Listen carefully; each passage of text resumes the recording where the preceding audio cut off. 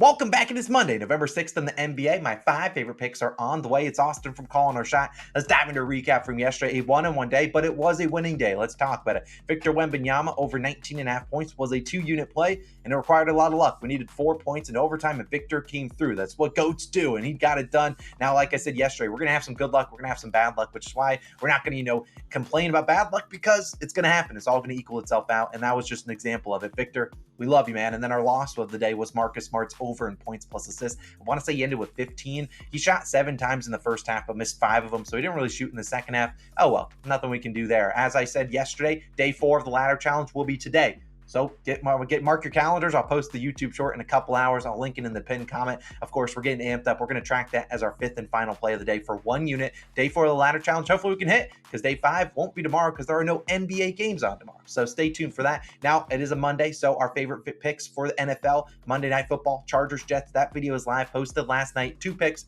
That's going 2-0. Go check it out. We crushed Thursday Night Football. We're crushing Monday Night Football. Go check out my favorite picks. I'll link that video in the description as well. Before I dive into the picks, no promos. I know some people are going to ask, Austin, what happened to your nose? I know. Well, you can stop looking at it, okay? Stop.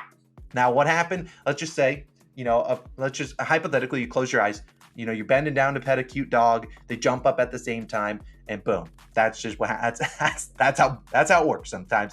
Whatever, it is what it is. We're gonna move on. Let's dive into our 5 favorite picks of the day. The first one will be a 1.5 unit play. Mr. Cade Cunningham over 29.5 points plus assists, which is currently minus 105 on DraftKings. Now, I would have made this a 2-unit play if the Pistons were not on a back-to-back. If they were in a regular game, this probably is 2 units for me, but 1.5 units I think is fine for what I think is a soft line, given that it also is a back-to-back, whereas if this were a regular game, I think it would be a little bit higher. And personally, I just think Cade's been an absolute beast. He's been a usage hog. He's been a ball hog, arguably, and I think he's a guy that has tons of usage out there, and I think he can easily clear this, even though it is a back-to-back, but a good matchup for him. Now, you look at Cade so far this year, averaging 23.1 points per game, 7.2 assists per game. That's good for 30.3. That's exactly what we need. We need an average game from him, and we're going to cash out. But you look at his lines, he's at 39, 18, 35, 22, 34, 33, and 32 points plus assists going over this line in 5 of 7 games. Now, the 2 ones he went under, one of them he went 5 for 15 from the field, ended with 22. And then the other one, he played only 24 minutes. I mean, the man did not have a lot of usage out there, ended with 18. Look, if he gets into foul trouble, sure, we're going to chalk up the L, but I really don't think that's going to happen. I mean, that was just a random one-off occasion, and this is a great spot for him against the Warriors team that we know plays at a very fast pace. Now, Cade is coming off a game yesterday where sure, he played decently, went 12 for 24 from the field, but 0 for 6 from the three-point line. So he couldn't buy anything from 3. He happened to make 12 of his other 18 shots within the arc, and we know the volume's been crazy for Cade Cunningham. I mean, look at this. Cade Cunningham, the 4th highest usage rate in the NBA behind Joel Embiid, Luka Doncic, and Kevin Durant just passed him yesterday. Kevin Durant's right, I think, at 33.2%, but that's a ridiculous number at 33%. This is a guy that's going to have the ball in his hands nearly every single possession he's on the court. I'm willing to bet he's going to get us 30 points plus assists pretty easily, which is why it's a 1.5 unit play. But look, who's going to guard him on the Warriors? Maybe Andrew Wiggins, but he's on a back-to-back. The whole Warriors team is on a back-to-back. Who plays, who doesn't play? This is a team that really hasn't defended guards all too well. We just saw Donovan Mitchell go off for 38 points plus assists last night. We saw his teammate Darius Garland also have 31 points plus assists. And even if this is a blowout, which it certainly could be, I'm not saying the Pistons are going to win this game at home. Even if it is a blowout, we've seen Cade's rotations. He plays a lot at the beginning of the 4th quarter, which is what those guys you want to target. Now, guys like Joel Embiid who don't play in the 4th, if it's a blowout, you don't want them, normally if you think the game could be a blowout, but I think a guy like Cade will play a lot. Jalen Duren should still be out there. He missed one of those games, which is one of his number 1 assist options because the guy can roll to the hoop, catch lobs and stuff, but Cade's still really good. The volume's great. He played once last year versus the Warriors, 23 points, 9 assists. His volume is not nearly that high in that game as it will be today. He should shoot 20 times, see 15-ish potential assists, unless he shoots like 4 for 18 from the field. I really do think he's in for another good day. 1.5 units just on his over 29.5 points plus assists. If I had to pick an individual line, it would be points, but we know Cade can go out there and get 20 and 10 pretty easily. So Cade Cunningham, we're rolling with you. Now, my second pick is going to be a guy that was a 2-unit winner for us his last game, but it will only be a 1-unit play. It's Mr. Chet Holmgren. I like his over 27.5 points, rebounds, and assists, minus 120 on DraftKings. Now, you'll notice this was a 2-unit play last time he played. The line has been bumped up, and personally, I just don't see as much value there, but I still do think it's a 1-unit play because SGA remains out, and this is a guy that's going to get more usage, and I think this is well worth 1 unit of our money. I don't hate 2 units is just something I want to, restrict the amount of 2-unit plays we do, because those got to be the plays I love, and I don't necessarily I still really like this one, but it's not like, love, I got to hammer it with 2 units. But I really like this one. Like I said, SGA's remains out. We saw last game, Chet, 24 points, 8 rebounds, 5 assists, only 9 field goal attempts, did have 8 free throw attempts. So still was getting aggressive, and he had 13 rebound chances. The Warriors shot 53% from the field. So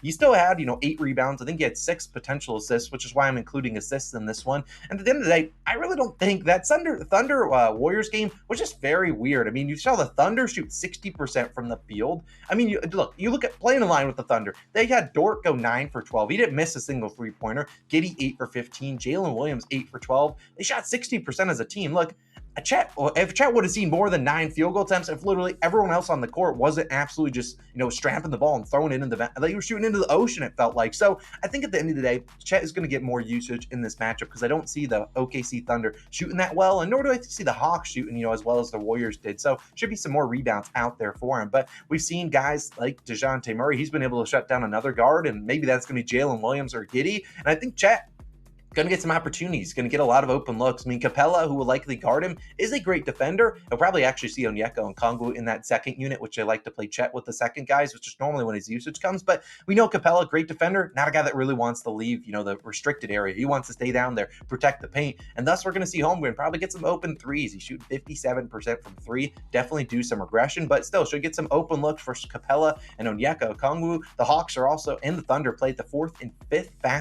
fastest paces in the NBA.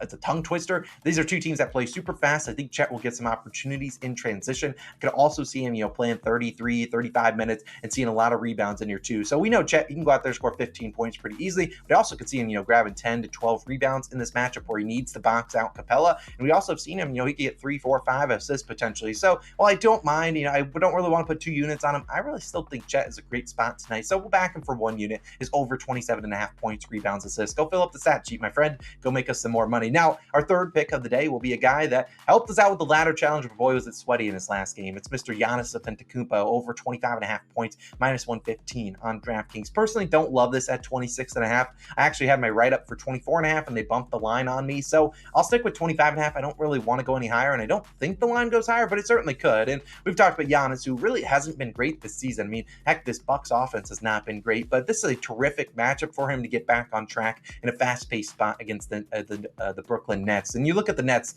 allowing the 8th most points per game in the paint. You look at Giannis so far this year, 23, 26, 33, 16, and 22 points. So he's under in 2 straight. He's faced the Sixers, Hawks, Heat, Raptors, and Knicks. You talk about all great teams, whether they're at defense, they have great rim protection. I mean, you think about the Sixers, they get Embiid, then Capella, Bam Adebayo. You got a Raptors team that's great at back in the paint and stopping you there. And then you got a Knicks team with Mitchell Robinson. It's just a very slow-paced team. So he's had a gauntlet of a schedule to start the season. So while the Bucks offense doesn't look like, this offense looks yucky, they've also faced a very tough gauntlet of schedule. This is a great matchup against the Nets without Nicholas Claxton, their rim protector. This is a team starting basically 5 wings out there, and Ben Simmons, if you will, at the 5. So Giannis, they should be able to get him downhill with a head of steam, going to the hoop, and I think he'll be able to score against this Nets team. I mean, look, the Nets just don't have the rim protection. We've seen them struggle to stop guys in transition, struggle to stop guys driving to the hoop, and I think we're going to see them, their best chances is stopping Damian Lillard, because they have all these wing defenders that are really good.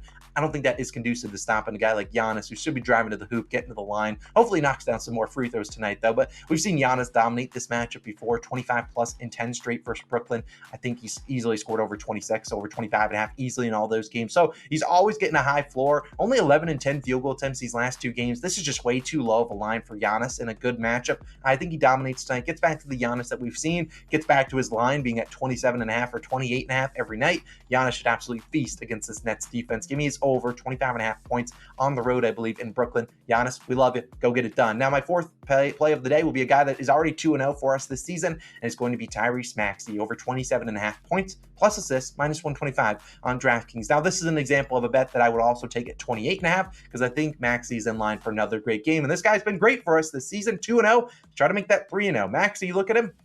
Been really good. 39, 41, 30, 22, and 32 points plus assists, going over in 4 of 5 games. Now, we know he's going to get a lot of usage. So is Joel Embiid. I wish Kelly Oubre Jr. didn't exist for this, offensive usage, but he'll do his thing. So will Tobias Harris. But at the end of the day, we're seeing Maxey play a ton of minutes, whether or not the game is close. We've seen that. The best part about Maxey, his minutes. 35 minutes in every single game this season. He always starts the fourth quarter, or at least he normally does, which is important for a game like today versus the Washington Wizards, a team that they're like 11-point underdogs. They could get smoked in this game. They could also make it close because the Sixers, in the NBA, in my opinion, you don't see a blowout when you expect it. If you're seeing a big spread, you're like, oh, that's going to be a blowout. Let's avoid props in that game. That's normally when it's a close game for no reason because no one wants to bet the Wizards today. Absolutely not. So wouldn't be surprising if they kept it close for fun. But look, this is a Wizards team that doesn't really play a whole lot of defense. They play at the fastest pace in the NBA. Guards have feasted against them. We saw Halliburton have 31 points plus assists. Desmond Bane, 31. Trey, 33. DeJounte Murray in the same game, 32. Hero, 33.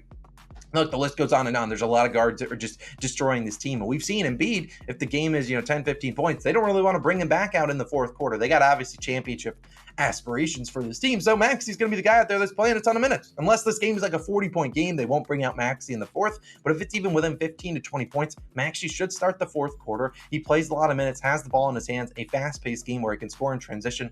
Sign me up. This is an ideal spot to back Tyrese Maxey. So give me his over 27.5 points plus assists. We know we can do that in just points alone, but also I like the assists, man. The guy had 10 assists last game. He's the guy with the ball in his hands a lot. Guys are going to be open. He's not that unselfish to go hit him unless he's also wide open. So Tyrese Maxey, let's move to 3-0 on your props, man. You've respected our money. You're potentially approaching COS Hall of Famer status if you can cash a couple more times with us. It's Tyrese. We love you, man. Go get it done. And then my fifth and final play of the day will be the ladder challenge. So stay tuned for that. I'll link it in the pinned comment. You'll know it on YouTube Shorts. If you follow us on Twitter or X or Instagram or TikTok, you'll see the short or my short video of me putting out the play. If you want to join the Dub Club, get it a little bit early. You can also do that. There's a free trial in the description. Let's have a great day. Let's go 5-0. Let's climb on the ladder challenge. Get to day 5. We'll have day 4 posted in a little bit. Of course, you guys have a great Monday. Go check out that Chargers Jets video. It's Austin. I am signing out. I will see you guys back again in that YouTube short for the ladder challenge, but also see you in our normal videos. Reminder, no video tomorrow, actually. One of my only days I can probably sleep in for like once a year. So either way, appreciate all the love and support you guys have been showing. I'm Austin, signing out. Going to cook the ladder challenge right now. See you in there. Peace.